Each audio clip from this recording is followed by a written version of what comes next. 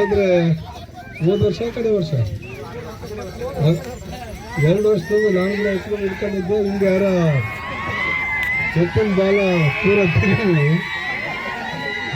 ಹಗ್ಗ ಅರ್ಧ ಇತ್ತು. ಹಂಗಾಗಿ ಬೆಳಗ್ಗೆ ಎಲ್ಲರೂ ಕರೆದ್ರು ಹೆಂಗಣ ಮಾಡಿ ತಪ್ಪಿಸ್ಬೇಕಂತ ಇದ್ದೆ. ಆದ್ರೂ ಕೂಡ ಕಾಶಿ ವಿಶ್ವನಾಥನ ದಯದಿಂದ ಲಾಸ್ಟ್ ಎಲ್ಲ ಕಡೆವರೆಗೆ 5 ಗಂಟೆ ಆದ್ರೂ ಕೂಡ ಉಳಿಸ್ಯಾರ.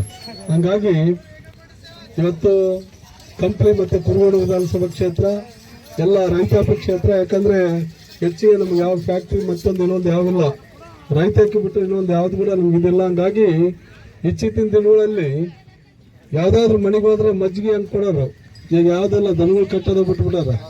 ಎಲ್ಲ ತಮ್ಸಪ್ಪು, ಸ್ಪ್ರೈಟು, ಮಾಜಾ, ಅದಕ್ಕೆ ನಾವು ಸ್ವಲ್ಪ ದೂರನೇ ಇದ್ಬಿಡ್ತು, ಒಂದು ದನಿ ಕುಡಿದು ಇದಿರ್ತದೆ. ಹಂಗಾಗಿ ಭಾಳ ಆರೋಗ್ಯಕರವಾಗಿ, ಯಾಕಂದ್ರೆ ಮನೆಗೆ ಒಂದು ಆಕಳ ಒಂದು ಎಮ್ಮೆ ಇದ್ರೆ ನಮ್ಮ ಏನು ದುಡಿಮೆ ಜೊತೆಗೆ ಅದು ಒಂದು ಕೂಡ ಒಳ್ಳೆ ದುಡಿಮೆ ಅಂತ ಭಾವಿಸ್ತೀನಿ. ಹಂಗಾಗಿ ಈ ಎತ್ತಿನ ಓಟದ ಸ್ಪರ್ಧೆ ಆಯೋಜನೆ ಮಾಡಿದಂಥ ಏನು ರಮೇಶ್ ಮತ್ತು ಚಿದಾನಂದ ಮಧು ಮತ್ತು ಎಲ್ಲರೂ ಸೋಮಸಮೂರು ಗ್ರಾಮದ ಎಲ್ಲ ಯುವಕರಿಗೆ ಅನ್ಸುತ್ತಾ ಇದು ಇನ್ನೂ ಕಂಟಿನ್ಯೂ ಆಗಲಿ. ಅದೇ ರೀತಿ ನಮಗೆ ಬಂದಂಥ ಅನೇಕ, ಇವಾಗ ನೋಡಿ ಹೊಸಪೇಟೆಯಿಂದ ಬಂದವ, ಈ ವರ್ಷ ಇಷ್ಟಿದ್ರೆ ಮುಂದಿನ ವರ್ಷ ಇದಕ್ಕಿಂತ ಜಾಸ್ತಿ ಆಗ್ತೈತಿ. ಹಂಗಾಗಿ ನನ್ನ ಸಹಕಾರ ಕೂಡ ಸಂಪೂರ್ಣವಾಗಿರ್ತೈತಿ. ಹಂಗಾಗಿ ಆ ದೇವ್ರು ಒಳ್ಳೇದು ಮಾಡ್ಲಂತಂದು ಹೇಳ್ತಾ, ನನಗೂ ಕೂಡ ಭಾಳಷ್ಟು ಊರುಗಳಿದೆ ಮನ್ಯಾಗ, ಬಂದು ನೋಡ್ಬೇಕು ನೀವು ಹೆಂಗದ ಒಂದೊಂದು ಊರು ಅಂತಂದು. ಹಂಗಾಗಿ ಮುಂದಿನ ಸತಿ ಒಂದ್ಸತಿ ಸುಮ್ಮನೆ ಶೋಕ್ ಕಳಿಸ್ತೀನಿ, ಓಟ ಸ್ಪರ್ಧೆಗೆ ಕಳಿಸಲ್ಲ, ಶೋಕ್ ಕಳಿಸ್ತೀನಿ ಮುಂದಿನ ವರ್ಷ. ಹಂಗಾಗಿ ಎಲ್ಲರಿಗೂ ಒಳ್ಳೇದಾಗ್ಲಿ, ಎಲ್ಲರೂ ಖುಷಿಯಾಗಿರ್ಲಿ. ಆ ಕಾಶಿ ವಿಶ್ವನಾಥ ದೇವರು ತಮ್ಮೆಲ್ಲರಿಗೆ